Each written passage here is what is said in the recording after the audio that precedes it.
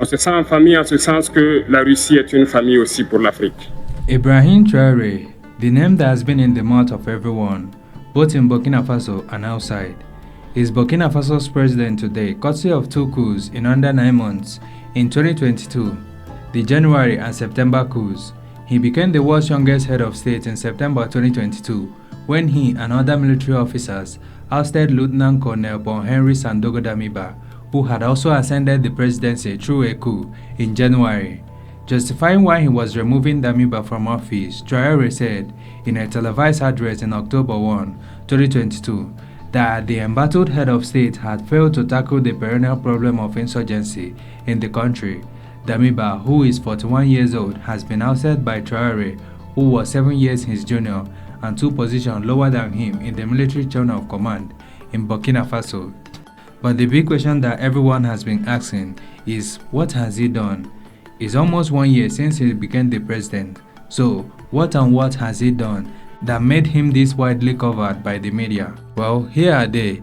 But before that, if you are new to the channel, please do make sure you subscribe to our channel for more videos like this every day. At number 1, he upheld Thomas Sankara's dreams and legacy. Even though it does not sound like an achievement, but as an African, it's one of the most patriotic things done by any other president after Sankara in Burkina Faso. In the short time that President Ibrahim Traore has been in power, he and his cabinet have demonstrated profound admiration for Thomas Sankara. Sankara and 12 others were assassinated on October 15, 1987.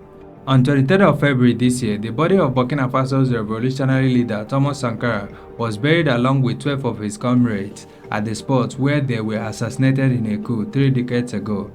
The ceremony was held in the presence of the Prime Minister of Burkina Faso, Apollo Joachim de Tambele, and the President Ibrahim Traore. The event was reserved for close family members of Sankara, but a large public event is planned for October 15, 2023.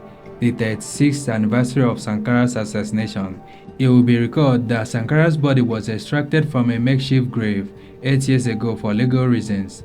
Now he rests in an appropriate location where Burkinabe, Africans and people around the world can pay him respect as a great man that he was. All thanks to this man, Ibrahim Traore.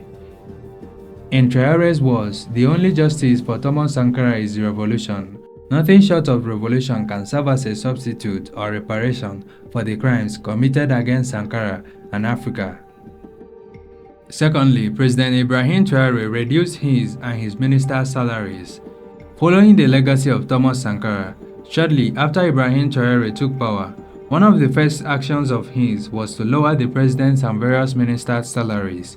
He famously said this: "I have already said that Burkina Faso cannot be developed outside the line drawn by Thomas Sankara," while former President Paul Henri Damiba increased his salary and those of his ministers during his short term in office. The current president, Ibrahim Traore, has opted out of any presidential salary.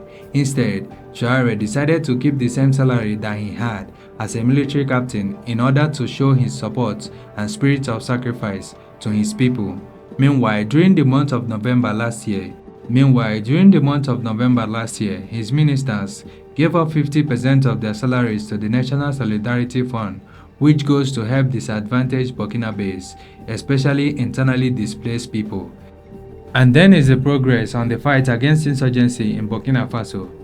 An ongoing war and civil conflict between the government of Burkina Faso and the Islamist rebels began in August 2015, and this has led to the displacement of over 2 million people and the deaths of about 10,000 civilians and military men. After carrying out a coup in September 2022, he has improved the security standard of the country, even though the insurgents has also struck a couple of times, and his partnership with Russia came at the right time. In a closed-down meeting with President Putin after the Russia-Africa Summit in St. Petersburg on July 29, 2023, President Ibrahim Traore and Putin discussed a security partnership and support, and few weeks later, tons of military equipment was supplied to them by Russia.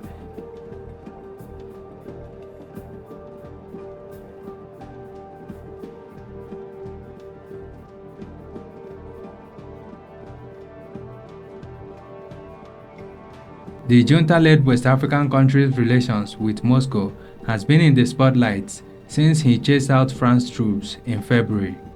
And on August 31st, a Russian delegation held talks with Traore in Ouagadougou. The meeting included discussions on possible military cooperation between Russia and Burkina Faso.